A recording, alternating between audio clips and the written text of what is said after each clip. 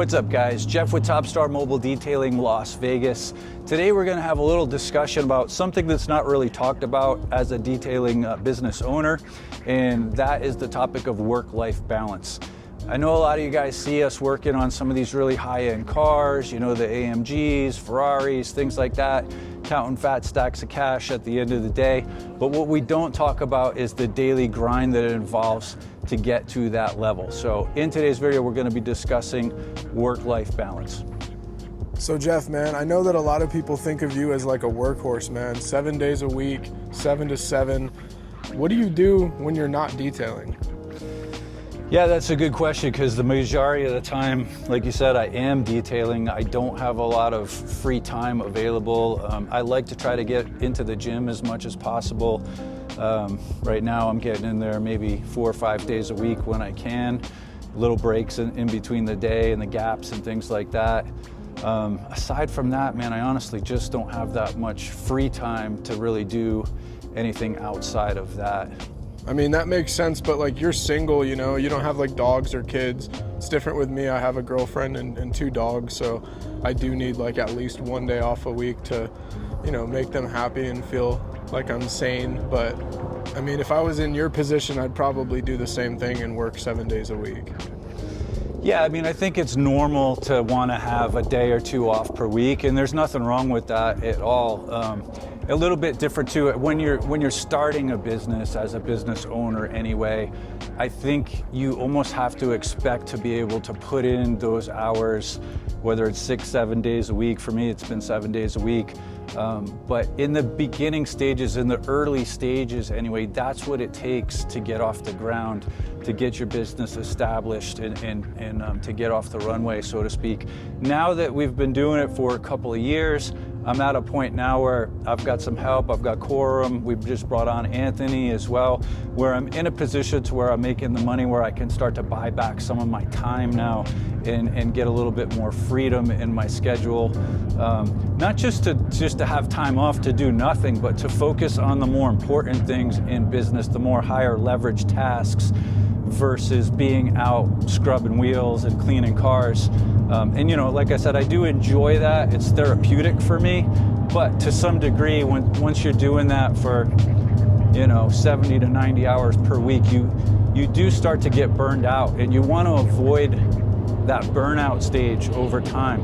So essentially what I started doing is blocking off specific time off on the schedule for me, whether that be like a half day, if I need to take a half day, or rarely a full day off, but maybe sometimes a late start in the morning.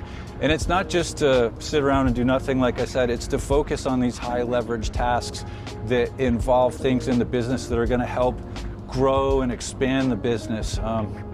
As well as we're doing a lot of work with the Legends community now too. So it's very important to get that rest and recoup your energy, because if not, if you're burned out, you're not functioning at a high level and you're not going to enjoy the job as much. So it is important to get that rest and recovery throughout the week, throughout the month, and let your body heal up and repair so you can work at that high level.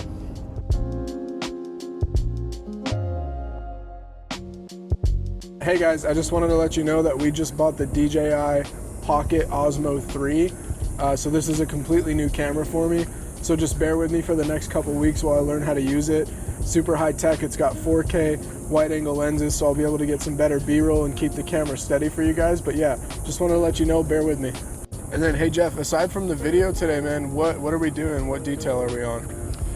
I'm not sure which vehicle it's going to be. This is for one of my maintenance clients. I'm not sure if it's going to be, they have a Nissan Altima as well as a G-Wagon. So we'll see which one she pulls up here in a minute. And usually both of these cars are very clean, so it's probably only going to take us about an hour to bang it out. Gotcha. And then we're at the tail end of the day, so this will be the last one for the day for us. Hey, how are you? Good, how are you? Good. How was your trip?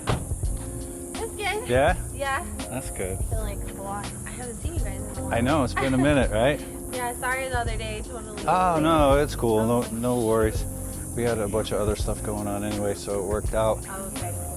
So Jeff, man, in a lot of service-based industries, typically the goal for the owner is to have other people doing the work, and then they step into more of like a management role to try to grow the company.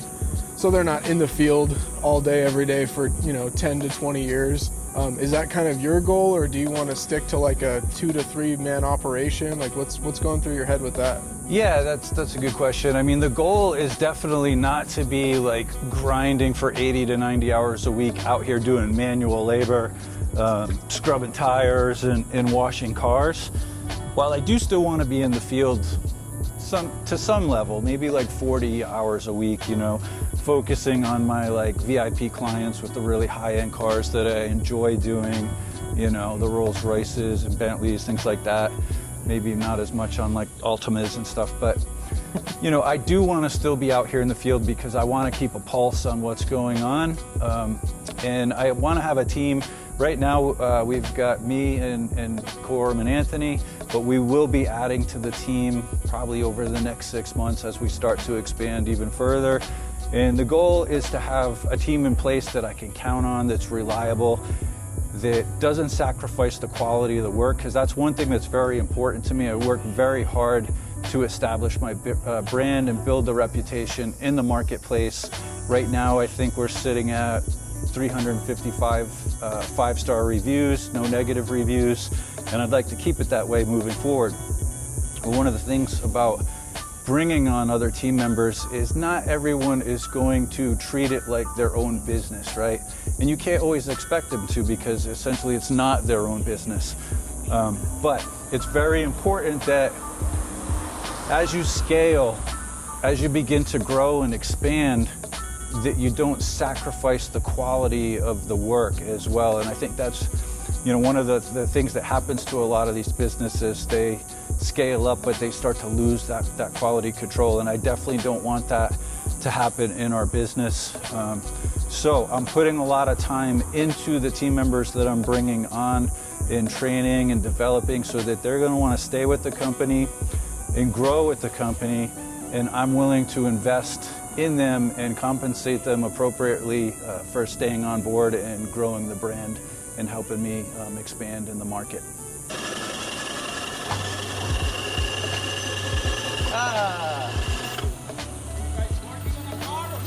All right, so we're just about to get started detailing the car. Our friend in the street sweeper just pulled up to let us know that he's actually going to be street sweeping this whole entire street, and my car, the trailer, and this car is going to get probably all the overspray from the sand sweeper as it's going by. So not ideal for detailing location. He's been gracious enough to let us know that he's going to work the other areas first, give us like 30 minutes to knock this out. We'll get out of his way, and then he can finish the job.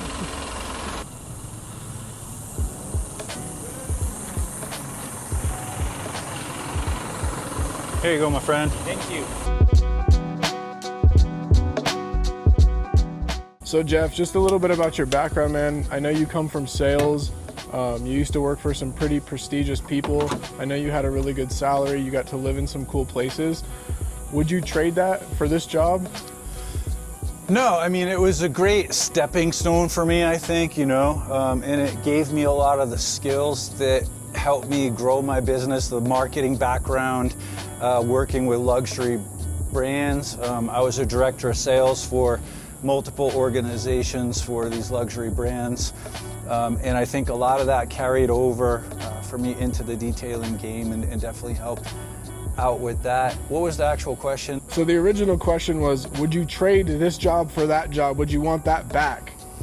No, I mean, obviously not. I made really good money with some of the positions I was in, ranging between 150 to 200K a year, and working only like 50 to 55 hours a week versus doing this 70 to 90 hours per week. In the beginning stages, I wasn't making as much doing the detailing business. Now I'm actually making more than that.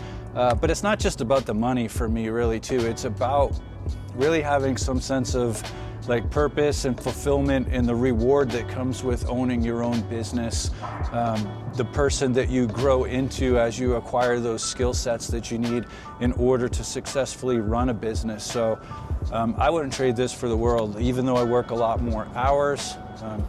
Now that I'm actually starting to make more money, I definitely wouldn't trade this to go back to that. You know, I couldn't see myself ever being an actual like employee of another company, like a corporation. Again, going back to that corporate life. For me, the freedom that comes along with this is well worth the price that you have to pay as far as the hard work and the hours go. Now, another question, a lot of people want to be entrepreneurs. Do you think that anybody could be, or do you think there's some people that have it, some people that don't? Yeah, that's a good question. I mean, I don't think that necessarily anyone's born to be an entrepreneur. I do think it's something that like you develop the skills over time and you acquire the skill sets that are going to make you successful at being an entrepreneur. But it has to really come down to this one thing, which is your why, right? Like your why has to be bigger than everything else. Like, why do you want it? And then how bad do you want it, right? For me, I was in a comfort zone before. Like I made plenty of money and had a comfortable job, a comfortable lifestyle. It wasn't like I was miserable at my job or anything, because I wasn't. I just didn't have that sense of fulfillment, and I just wasn't really happy, I guess, so to speak. So for me, I wanted to pursue something more. You know, I'm getting older in life and time's starting to click by. I got probably more time behind me than ahead of me at this point. So I just had the mindset of like, if I don't do this now, if I don't jump into this now and try that, you know, I'm always gonna wonder that, like, what if, you know? And I don't wanna be, or didn't wanna be older and have that regret of like, man, I wish I tried that out when I was, you know, in my late 40s, early 50s when I got started. And I'm so happy that I did, you know, and I don't think that it's ever really like too late to get started to chase your dream, or too young to start, you know, chasing your dream. I know a lot of these guys that are in our Legends community, we got some of them in there that are like teenagers that are just getting started and they're already having some level of success. And I see more drive in some of these kids that are like, they see the opportunity, you know, of what you can create and what it can become. And I think that's one of the things that I really like about just like starting a business, is you're creating something from absolutely nothing. Like this didn't even exist 2 years ago. This was nothing. It was just a dream in my head, right? And those thoughts can become things. If you put together a plan and then you execute on that plan, it can become your reality. And now here I am 2 years later, you know, successful business. I've got multiple team members, brand new BMW tow rig, making really good money. We just bought a new van that we're gonna be expanding out for the second unit. So, you know, looking back on it, like how far I've come over the last couple years, it's just it's inspiring for me to know that you can create something out of absolutely nothing. If you have a dream, then, you know, go after it, right? Don't wait, because tomorrow's not promised. We don't know what's gonna happen tomorrow. We don't know how much time is left in our hourglass, right? I used this in another video a while back, but I like to think of the analogy of like an hourglass, and you can see the sand coming through the glass. Well, we get to see the sand that's in the bottom of the glass, right? But none of us actually ever get to see the top half of the glass, how much sand is left in our glass, right? So we don't know when that sand's gonna run out. So if you have something that you wanna do, whether it's starting a detailing business or, you know, taking a trip or doing something that you just really wanna do, don't wait. Like, try to figure out a way and make it happen. But it's up to you to make it happen. Nobody's gonna come and, you know, push you to do this stuff. You have to have that drive within you. You have to want to go after it, and you have to be disciplined and have that consistency to keep going back and doing it every day, day in, day out, not for weeks, months, but you're talking over the long term. You have to think big picture, you know, a year, 2 years, 5 years, depending on how big your goals are. It could be 10 years, 20 years, you know. For me, this is still just the early stages. We're in year 2, and I have no plans of slowing down. I mean, if anything, We're in scale up mode right now, and we're growing at an extremely fast pace, which is really exciting for me. And I'm just gonna keep pumping into the business and get this thing to that next level. And as we set bigger and bigger goals, we keep pushing past those goals and we adjust the goals to a higher level. So you don't ever really like hit that end point and you say, okay, I'm done, I'm there, right? No, it's a never ending progress. You're constantly striving to get that 1% better day in and day out. And over the course of a couple years, if you stick to it with consistency, it can completely change and transform your whole life. So anyways, guys, I hope you're out there crushing it. I hope you guys are doing well. Let me know what you guys think. Do you struggle with work-life balance? I know that's what we're originally talking about. What do you do in your business to kind of like balance that out, like your work life, your private time, and the things you do outside of work? Drop it in the comments below. When I lived in Texas before, I was making okay money.